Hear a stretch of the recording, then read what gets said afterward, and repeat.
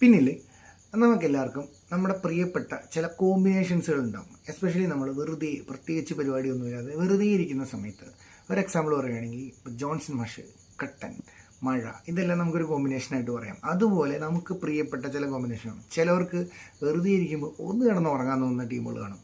ചിലവർക്ക് എന്തെങ്കിലും ഗാർഡനിങ് തന്നെ ചെയ്യാൻ തോന്നണം. അതുപോലെ ചില കോമ്പിനേഷൻസുകൾ ചിലപ്പോൾ നമ്മളിപ്പോൾ ഈ ഉറങ്ങുന്നവരിൽ തന്നെ ഇപ്പം എന്നെ പോലുള്ള ചില ഉറക്കപ്രാന്തന്മാർക്കുള്ള പരിപാടി എന്ന് വെച്ചാൽ മൂട്ടി പൊതച്ച് ഭയങ്കരമായിട്ട് ഇതെല്ലാമായിട്ട് നല്ല ഫാനും ഇട്ട് പൊതച്ച് മൂടി കിടക്കുന്ന ഒരു കോമ്പിനേഷൻ ഉണ്ട്.